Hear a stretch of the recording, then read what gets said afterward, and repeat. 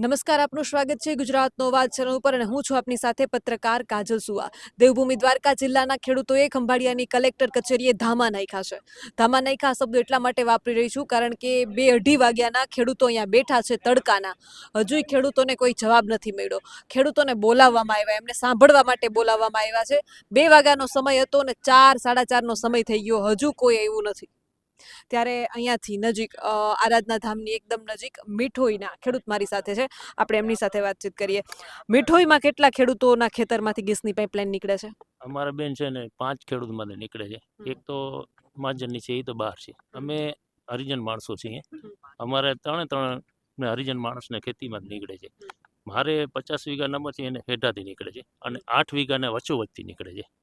મારે 26 ગુઠા જાય છે। હવે બેન એની અંદર 8 વીઘા જે છે એની અંદર વચ્ચેથી પસાર થાય છે ને, તો અમે એ 8 વીઘાની અંદર કશું કરી નથી શકવાના।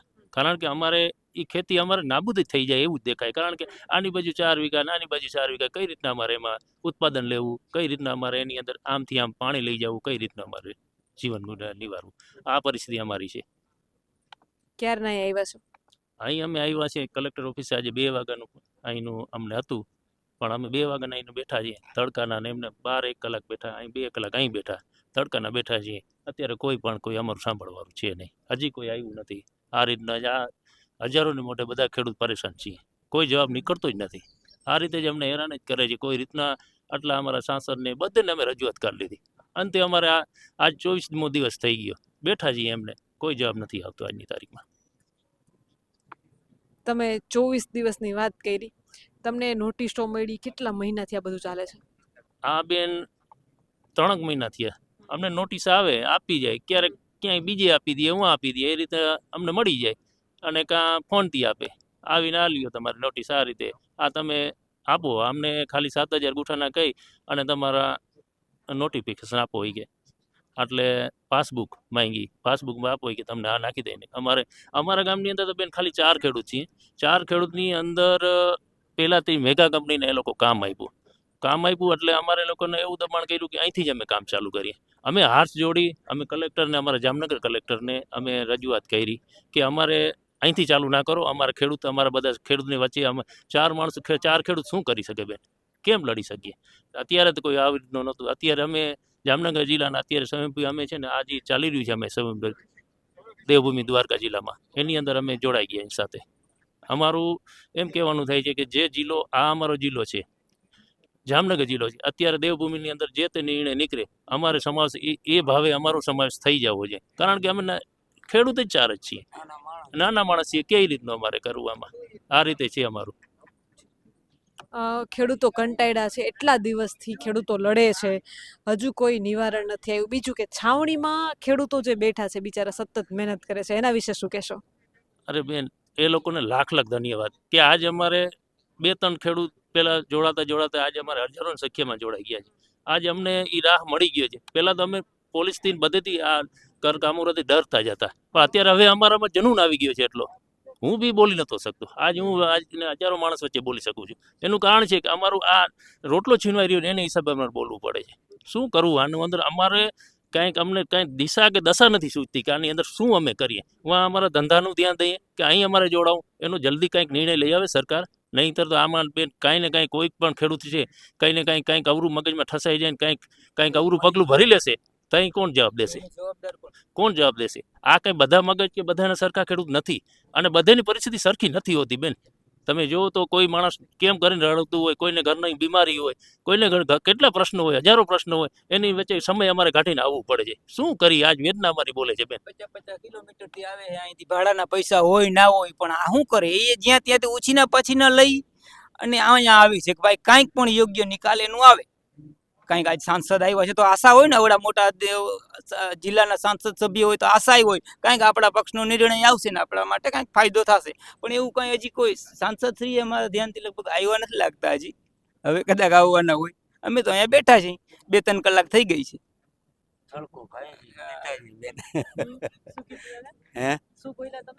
તડકો ખાઈ જઈને બેઠા છે બેન, સમજે? બીજું શું કરીએ? આપણે દાદા, હું આખી જિંદગી તડકો જ ખાવાનો છે? ખાવાનું જ રહ્યો ને, ઈ જ પોઝિશન આવ્યું બેન। હજી તો વચમાં ધંધો કઈ સારી રીતે નપતા તો આ તો ગટનું મૈરા હવે. આ વિકાસના વંટોળમાં કેશું આ હું કે ખેડૂત પીસાય છે અને આ વિકાસનો વંટોળ ઉડે અને ખેડૂત પીસાય છે. આ વિકાસ ખેડૂતનું થાય. સાંભળવા વાળું નથી કોઈ. ખેડૂત તો અત્યારે એક મિનિટનો કોઈને ટાઈમ નથી. બધા એ હવની વાડીમાં બધા એવી. વિકાસ ચક્રે ચડ્યો છે વિકાસ હાથી આંકવાના, દેત જુઓ છો ને બેન તમે અમે તો શું બોલીએ વિકાસ એવો ઉપડ્યો હોય પાર કાઢવા હારું અમારે વિકાસના માર કાઢે. હવે અમને ખબર પડે કે આ વિકાસ આવો થાય છે બેન હવે અમને મજા આવે આ વિકાસ તો જુઓ બેન કાંઈ રહેવા નથી દેવાના દિવાલું પાડી નાખી 5-5 મહિના થઈ ગયા લાઈન પડી છે બેન કેને વાતો કરીએ દ્વારકાથી આવી વહેલા ઉઠીને રાતે 10 વાગે પૂગીએ છીએ કેને વાતો કરવી આજ 2 દીધા બેન અહીંયા આવી ગયા છે જામનગર અમને નથી મળવા આવતા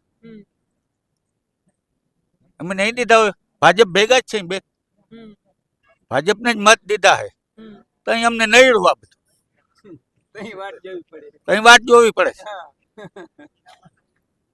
1:30 વાગ્યાનું વાન દીખી અહીંયા 2 વાગ્યા હજી નથી આવ્યા બેન લગભગ આવી જાય 9-10 વાગ્યા સુધી ખાતરી છે એમ આવી જા શું કરવું ખેડૂતના કેમ ભાગમાં મન મૂંઝાય છે મોટું બેન ઘરે 90 વર્ષના ડોહીમાં છે હારો મગજ મેચ છે કેને કેવું હજારો પ્રશ્ન હોય બેન. અમે કેને કઈ બેન ક્યાં દ્વારકા રહ્યું ક્યાં હીણ રહ્યું અમે કેમ પૂગી આવતા હો? મોટા બાવડા ક્યાં આવ્યું બેન પૂછો સરપંચ ને કાયમ આવી છે રાતે 10 વાગે પૂગે વળી પાછા ક્યાં આવી જાવ આવી જાય બેન આવ્યા છે 4 કલાક તો થઈ ગયા બેન બેન ની વાત જોઈ છે થોડાક દિવસ પહેલા કીધું તો બેન આવવાના છે ત્યારે તમે બધા હા, ભેગા બેન શું કરી આજ અમારે વાત જોવી પડે છે બેન પૂનમ બેન ની વાત જોઈ છે બેન આવી જાય લગભગ હજી હજી તો એમ કઈ પરબારા થોડા આવી જાય બેન વાર્તા લાગે ને પાણી નથી બધું બંધ છે કોઈ અહીંયા પાણીનું પૂછ્યું તમે પાણી થોડું હોય અહીંયા પાણી હજી વાર લાગશે હજી ભરે છે તળાવ હજી ભરે એમને અહીંયા બેઠા કરે છે બેન અહીંયા બેઠા કોઈ પાણીનું પૂછ્યું ના બેન તો 2.5 કલાક 3 કલાક ગાળવું સુકાઈ ગયું છે બેન આરાધના ધામ થી આવ્યા 3 કલાક થઈ ગયા અહીંયા પાણી નથી દુકાનો નથી અમે ક્યાં પી છાવણીમાં હખ્યા હતા બેન અમને એમ કે બેન આવ્યા હાલું ઝડપથી જાય કઈક લાભ થાય આવો એટલે 6-7 વાગ્યા સુધી આવી જા તો પછી ઘર ભેગા બેન શું કરી આવશે તો કોઈ નિર્ણય આવશે શું લાગે હવે બેન ની લે અમે 7,000 કહે છે બેન હવે આજ હું ભડાકો કરે એ અમે વાત જોઈ બેન લગભગ હરખો જ કરે આજ ભડાકો અમે વાત જોઈને બેઠા છે બેન બેન છે ને અમે છે પછી નિર્ણય ખેડૂતના ભાગમાં ક્યાં છે જ લેવાનો. ખેડૂત વયા જવાના. ખેડૂતના ભાગમાં કોઈ વસ્તુનો નિર્ણય લેવાનો હક કે અધિકાર સરકારે આપ્યો નથી કે નથી કોઈ પાવરનામો. બી લેવા જાવ તો મણના 3,000 3500. હવે એ બી અમે વાવી મગફળી જઈ અમે કાઢીને દેવા જઈએ તો 1,000 રૂપિયા ના રાખતા હોય એ અમારે પૈસા બાપા કરવા પડે. અરે ભાઈ ટ્રેક્ટર ભાડે કરીને આવ્યા છે વળી મારે બીજા 2,000 ભાડું દેવું પડે રાખી લે ને ભાઈ તે તો એ વેપારી રાખે. એટલે ખેડૂતના પક્ષમાં કોઈ એવું સત્તા કે કોઈ નિર્ણય લેવાનો અધિકાર સરકારે નથી આપ્યો. હા વેપારી ઉદ્યોગપતિને આપ્યો છે તે તાઇફા કરે. આજુ ખતર હવા હવામાન નહીં થાય હું બેન લઈ આજુ ખતર હવા હવામાન લઈએ એમાં લાઈનમાં આજુ ખતર એ પરિસ્થિતિ ખરાબ છે વરસાદે નથી તો જેથી આયકા જેથી આવડી માંડવી હતી એમાં આકી દીધા બેન વીજળી 2-2 મહિનાની માંડવી થઈ અને એમાં ડોચેરીઓ આયકો છે તે માંડવીને આમ લાંબી કરીને હુરો કાઢી નાખી બધી. હવે ખેડૂત ક્યાં જાય કેને કી એ વેદના કેને બતાવે હવે એ તો કઈ છે નહીં એને દયા જેવું નામ નથી આમ પોલીસ ઉપર રાખી દીધા હતા. સમજ્યા છાવણી જો અમે બોલીએ તો પૂરી દી હાલો આવી જાવ આમાં બધા આ ઊંચું કામ રહ્યું ને એટલે ખેડૂત બધા દબાઈ ગયા બિચારા કરે હું પૂરવા વાળું કામ સાચું પૂરું જ મૂકે હવે તો બાયુને લઈને આવું બેન એવી તૈયારી છે આ જો જવાબ બેડી જાય ભલે ભાઈ અહીંયા હીણે જમ મજા કરું આવું ભર્યા છે બેન, બીજું તો હવે શું કરીએ? હવે ખેડૂત યજ્ઞ ચાલુ કરો, ખેડૂત સપ્તાહ. કંઈક હવન બવન કરું બેન, હવનની તૈયારી છે અમારી. 2-5 મહિના ચાલુ રાખીએ ને તો લગભગ આખું ઉગડી જાય. સિત્યાવી આવી જાય, વહેલી સિત્યાવી આવે ને તો આખું ઉગડી જાય. હટશું નહીં બેન, નક્કી જ કરી લીધું હે. મરી હટવું નથી હવે. જમીનમાં ચરીમાં મરી જાઉં બેન, બાકી હટશું નહીં ખેડું અમે. એમાં ચરીમાં પડીને લાઈન ફેરા અમે ડટાઈ જાઉં, પણ ખેડું નહીં હતે. મરી જાઉં પણ જગ્યા નહીં દઈ અમે. જેનો અમારે ભાવ પૂરતો નહીં આપે અને પૂરી વળતર નહીં આપે તો અમે એમાં ખેડું મરી જાઉં, બાકી જગ્યા નહીં આપીએ. અમારો રોટલો છે, કેમ આપીએ અમે? બીજું નેતાના કોઈના ખેતરમાં પાઇપલાઇન નીકળે છે, કોઈ નેતાના? નથી નીકળતી બેન, કોઈ નેતાના ખેતરમાંથી નથી નીકળતી. એ બાજુ વાળામાં લઈ લઈએ. શું? એને નીકળે ને તો સાઈડ ફેરવી નાખે. એને કોઈ નેતા ને આવતો હોય ને તો એમ કે આમણે ત્યાં ક્રોસ કરી નાખો, બસ. આવી વચ્ચે ઈ સાંભળ્યું હતું, રાઘવજી પટેલ સાહેબના ખેતરમાં પણ વીજ પાઇપલાઇન નીકળતી હતી. એટલે આમાં મોબાઈલમાં વિડીયો આવ્યો હતો, તો ઈ લાઈન ફેરવીને બાજુવાળા ખેતરમાંથી કાઢી નાખી. એટલે એને ટપાડતા વાર ના લાગે. ઈ તો ટપી નુકસાની પોહાય નહીં બેન, અમને ખેડૂને પોહાય, એને ના પોહાય. ગરીબ છે ને. અમે ગરીબ છે, સમજ્યા ખેડૂત, સમજ્યા? ઈ ગરીબ છે, ઈ તો મેળવાળા છે. હા, અમારે તો જ્યાં એની મરજી પડે અહીંયા ગાડી મૂકે બેન લાઈન. હા, આધો જ જાતો ને કદાચ 5 વીઘા કટકો હોય ને 3 વીઘા હોય ને તો 3 વીઘાની વચ્ચેથી લાઈન કાઢે. કોઈ મેળના ખેડૂત ના રહે અમે. હવે અટાણે 3-3, 4-4 વીઘા અમુક ને બિચારાને છે એમાં, અમુક ખેડૂત ને છે. બાકી તો બધેને 4 વીઘા ને 5 વીઘા એમાંથી વચ્ચેથી કાઢે તો બેન હું રહીએ. એટલે આવી દશા છે ખેડૂતની, શું કરવું બેન કયો? બેટા ક્યારના બેઠા છો? આપણે 3 કલાક થઈ ગઈ. થાકી નથી ગયા? થાકી તો જઈ પણ જવું પાણી પીવા નથી મળ્યું. પાણી પીવા નથી જડતું. આના કરતા તો છાવણી સારું નતું, જમવાનું ચા પાણી તો જડતું. પાણી બરોબર હતું. અહીંયા ચાય જડી જાય, પાણી જડી જાય, ખાવાનું જડી જાય બપોરનું. છાવણીમાં મજા હતી એવું નથી લાગતું તમને? છાવણીમાં બેન મજા હતી, પણ હવે પૂનમ બોલાવ્યા તો આવવું પડે ને બેન. બેઠા અહીં વાત જોઈને કંઈક પાણી બાણી લઈ આવે તો સારું. એ લગભગ ડેમ ભરી દે.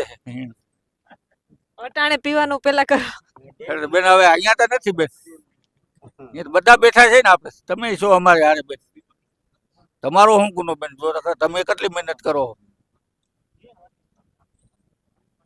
તમને ધન્યવાદ દેવજો બેન, આ જાગૃતતા કર્યા અમને. અમે આ હુતા જ રહ્યા, દબાવે જાય ખા બટન. મોજ કરો બેન. બેને ચડાવ્યા ચકવડે બેન. બેન બારી કરી બેન ને બીજું તો શું કહી અમે.